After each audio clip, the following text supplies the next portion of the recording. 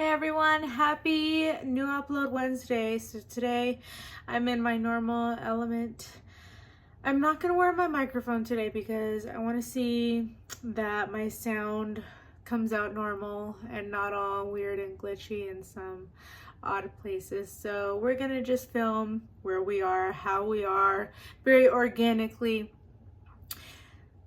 So today I'm gonna talk about how my anxiety affects my day-to-day, like day to day, everyday kind of situations. And right now, I can tell you, looking at my background is giving me a lot of said anxiety because it looks like a hoarder's dream environment. It looks wild, and that alone is giving me some anxiety. So I'll start there. It's kind of hard to say like where it affects me because I almost want to say everywhere and then that be the end of the video because that just make it easier. Instead, I think I need to explain what I mean. So I know that I'm not the only one in the universe that has anxiety, panic disorder. There's so many people dealing with my same issue, which is why I make these videos, because it's important to have representation. I see it sometimes, but not as often as I would like to. So that's why I thought it'd be a good idea to kind of revamp my channel, get a set date for my uploads to come out, and here we are Wednesday, and it's new video day. So I figured this is what I'm going to talk about today. We're going to talk about anxiety. We're going to talk about how it affects my everyday life and where it affects my everyday life. So of course it affects me in parenting. I'm overly anxious about everything when it comes to my kids, who they're exposed to, what they're exposed to. I monitor what my kids watch very closely. They're not allowed to watch wild things like I was allowed to watch wild things. I believe at like 10 or my daughter's age, I was watching The Exorcist. Why? Because nobody cared what I was doing. Let's be honest. I was watching anything and everything that I thought was scary because I wanted to fit in with all the cool kids and whatever, not knowing that I was never going to be a cool kid, not even as an adult. So that kind of stuff gave me a lot of anxiety as well. These not real kind of scenarios, and then I'd make them worse in my mind. Somebody with anxiety takes something that's kind of scary and they can make it into something that's super scary. They can't focus on anything else type of thing. They can take a little like, oh, that's a spooky thought, and then make it, morph into something that's wild and it's happening and I'm having a heart attack and I'm dying, I'm dead, I'm dying, I'm dead, until that panic attack has kind of come and gone, and then we come back from it. We can't go outside of our own selves to say, hey, you're just having a panic attack. I feel like if we could do that, our lives would be so much easier. Hey, calm down, like everybody else says, calm down, you're just having a panic attack. Instead, we make ourselves believe that we are in real danger and we're having a heart attack, we're about to die, oh my goodness, this is it. But it's every single time. It's not just one time, it's every single time. And how we manage to allow ourselves to really believe that mess is crazy to me. So everybody that deals with anxiety and panic disorder, I know it's so hard. And when you bring kids into the mix, it does not get easier because then your anxiety is focused on other things. It's not just about me and my heart attack now. It's about making sure that my kids are okay and away from things that will harm them physically, mentally, emotionally, all of that. So I noticed this with co-parenting with my ex-husband. He plays a lot of scary video games, things that I would consider to be inappropriate. He does when my daughter's at his house. And One of my main rules with my ex-husband when my daughter started to spend the night over there was, please do not play scary games, don't watch scary movies. She's not ready for any of that. She's gonna tell you she's ready because she wants to fit in with you, but she's not ready for it, and neither am I, being the key term. Nonetheless, she went over there, and of course he played his scary video games and didn't listen to a word I said. But why would I think he would? Because when we were married, he didn't listen to me, and when we're divorced, he has even less motivation to listen to me. So here we are today. It's that kind of stuff that really amps my anxiety, because I think to myself, okay, so my daughter's gonna be freaking out, and that's almost a fear of mine, is she's going to be freaking out in her bedroom, having all this anxiety and all this panic, and she's going to have a hard time sleeping. And I'm working myself up so much that it's 2 o'clock in the morning and I can't sleep, and I got to go check on her to make sure that she's not having a panic attack. What's my daughter doing at 2 o'clock in the morning? Sleep. She's asleep. I'm the one who's giving myself the panic attacks and the anxiety. I know with my son, I've developed a very severe, like, he's 2. So 2-year-olds, some of you know, some of you may not know, they love to touch anything and everything.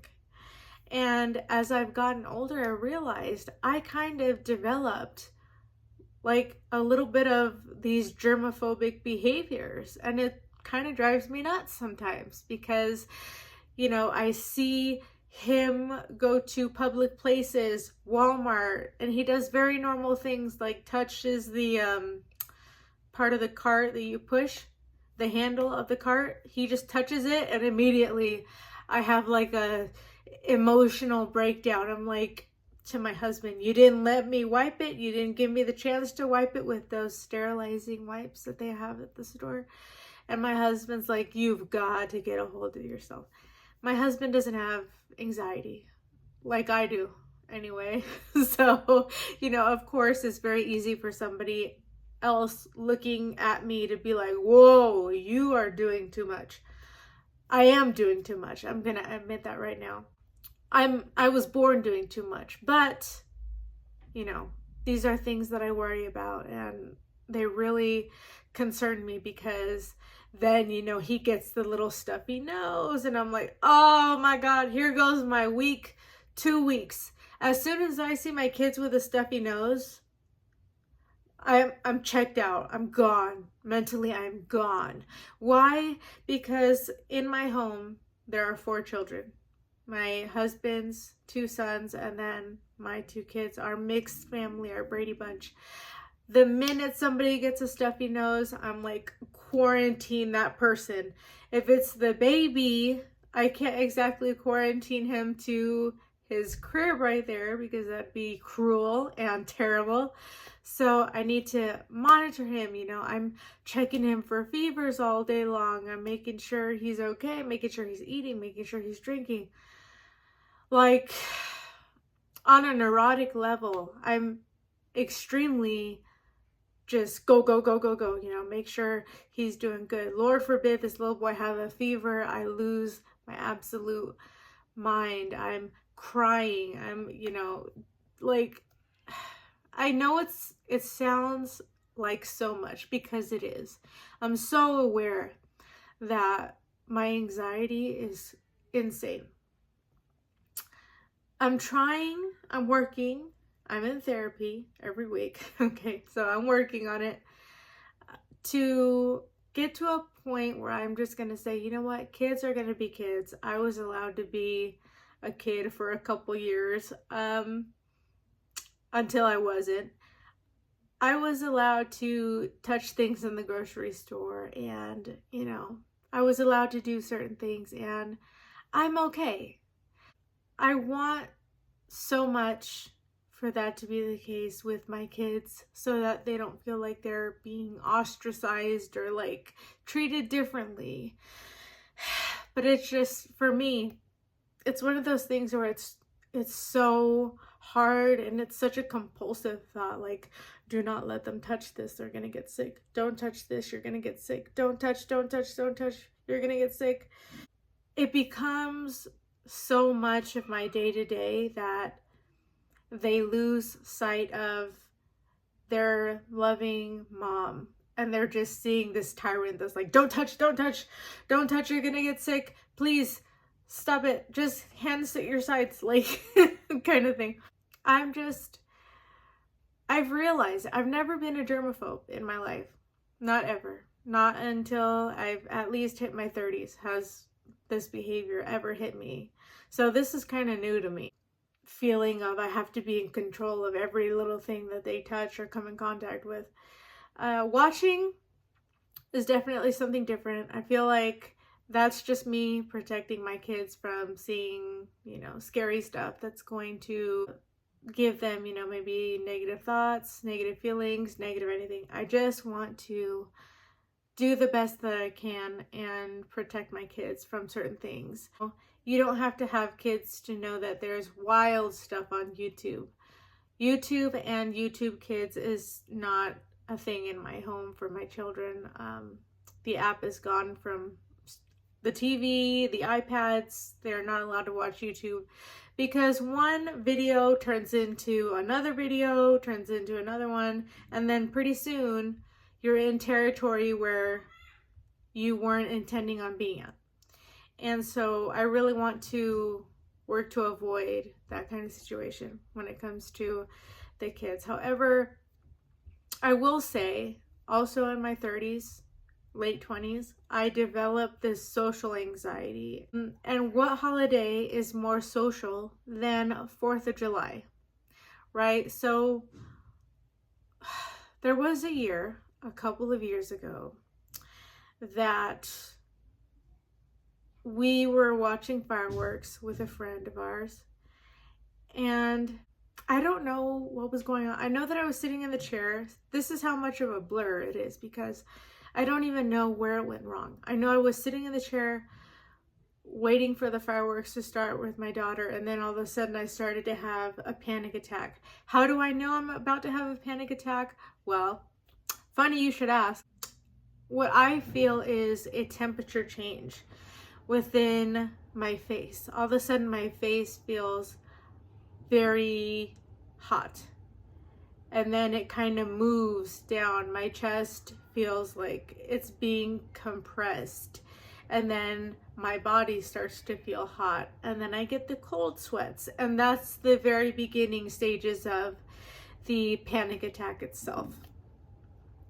So I started to have a panic attack on this 4th of July years ago. And I had to go and sit in the car and take my anxiety medicine right away because I hadn't taken it. And because I took it right away, it wasn't working right away. So I think that actually made my anxiety so much worse. And after that 4th of July, for about 2 years, I had not seen the fireworks with my family due to the fear of having another panic attack that I could not control. And it was so sad to just get these videos and pictures. Oh, you should have been there, Mom. Oh, it was a great time, Mom. It just, every time it broke my heart because of course I want to experience these things with my children, and I just couldn't put my finger on what the heck even happened to where I was so petrified of being in, a big crowd on the 4th of July. And part of my anxiety is looking for the exit route. I noticed this when I took my daughter to see The Little Mermaid recently. When I was in the theater with her, I just kept staring at that exit sign, being like, you know what, it's fine, just power through it, power through it, power through it. The whole movie, I wanted to run out of the exit so bad and just go home. My panic was so bad, but I did not want to ruin my daughter's experience. So I sat there in my panic, complete panic, and I just sat there silently, just kind of, doing this a little bit with my hands, just making sure that I had a physical thing to touch.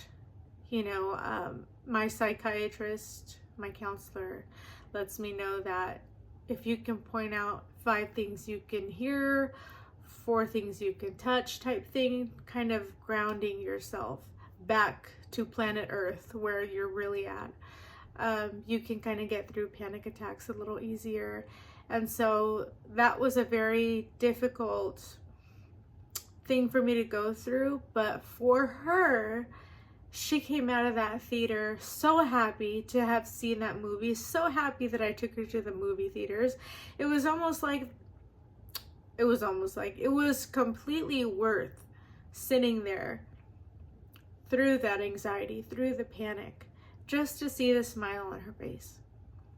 Would I do it again? Absolutely. To see that smile, to see that happiness, that complete just happiness that we spent, you know, some time together individually, that she was able to see the movie she wanted to see so badly, I would do it again, 100%. Was it mental torture? Yes. Would I do it again? Absolutely. I think that ties in with my fear with the 4th of July fireworks, because on this lawn here in Utah where we watch the fireworks at the carnival, and I went to the carnival this year, and to distract myself, I thought, you know what, I'm gonna get on some rides with these kids, and I'm gonna just make myself laugh, because when I am like on a ride, I know from past experiences, I just crack up, and I don't know why. I don't know if it's like a nervous thing or what, but just being on this ride with my daughter and seeing her kind of like sink into her seat and she's holding on for dear life, we were just having a ball. Just walked around. We ate some fair food. Of course, my husband found the random like chicken on a stick, fried chicken on a stick. I don't know what that was about. I had a huge urge not to eat that, only because I was afraid of the repercussions. I did, and I survived. I'm here to tell the tale that I survived. But as the night kind of started to come, and we all know my panic attacks are triggered by the evening, nighttime. That's when stuff started to go down. I thought, oh no, you know, we went as far as to drive separate cars, because I told my husband, I said, if I feel like I am trapped and I have no way to go home, if I feel that I need to, I'm gonna be having a hard time. We might need to take separate cars. And we did. We were at the fair. We were kind of just distracted by how much fun the fair was, and just taking pictures of the kids and seeing them smile and everything. And pretty soon, I look at my husband and I remember he's like, oh, well, the fireworks start in about 20 minutes. We got to go get out there onto the grass and find a spot. And it was packed this year, like I'd never seen it before. Beautiful though. So we get out there and I'm feeling okay, because about 30 minutes before this point, I had taken my anxiety medicine, so it would already be working by the time we got to the fireworks. I did this on purpose. I wanted to give myself the best chance of actually staying this year with the kids. It's been 2 years since I've seen the fireworks with them. I really wanted to be able to see them this year. So I was feeling fine. I was feeling calm. No area of like, you know, oh no, I gotta get out of here. And I was really surprised by that. I was proud of myself that I was able to talk myself down from an anxious situation. I remember my husband was holding my son at the time, and my son actually wanted to sit with me, which is odd and rare because he hardly wants to sit with me. I hardly want to sit with me, so I can't really fault him for that. So I held him, he sat on my lap, and the fireworks show started going. I just remember it was like I was looking in slow motion. I look next to me, I see my stepson, and he's just laughing. You know, he's looking at his phone. I see my daughter sitting in the chair, and she's so amazed by the fireworks. And I see my son, my little one, my 2-year-old. He's so amazed. And he's just like staring at the sky. And it's beautiful, you know. By the time I look at it, it's already underway and it's beautiful. And I'm like beating myself up about it. How could I have missed this for 2 years? You know, how could I have missed this experience for 2 years with these beautiful kids that are having such a beautiful time? Why did I do that? You know, and that's where I felt the need to make this video about my anxiety, because I know that people resonate with it so much. I felt terrible in that moment that I let my anxiety run me for the last 2 years the way that it did. I let it run me into the ground with fear. Fear called the shots. Anxiety called the shots for me for 2 years too long. And I enjoyed the fireworks show. I wasn't in any hurry to run out of the exit like I thought I'd be. We got to the car and I got home and I was extremely proud of myself internally. Like, I didn't really talk about it, but internally I was like, you know, me 1, anxiety 0 today. Like, so good. Such a fun family day. And it wasn't destroyed by my fears of things, by what might go wrong. It was all about what was actually happening in that moment. And in that moment, my kids were happy. I was happy. And it was like nothing else mattered. And I just wanted to share that there are wins with anxiety, serious wins in this mental illness that feels like it's just a constant downward. There are wins. You will experience days where you feel like you've accomplished something. To other people, it might seem like nothing. But where it matters is how you feel about yourself.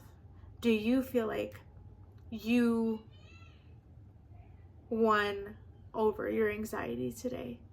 And if that is how you feel, that is a victory that counts. Thank you guys so much for coming back to see me for another new upload Wednesday. I realized I've hit 60 subscribers, and that is a goal that I didn't have until about 2 weeks from now. So thank you all for subscribing to my channel, for watching my channel, for just being supportive. And I want to know if I'm doing well, if I'm not doing well. I'm just really watching. So thank you guys so much for watching my videos, for supporting and subscribing. I love you guys so much. And until next Wednesday, take care of yourselves, and I'll see you then.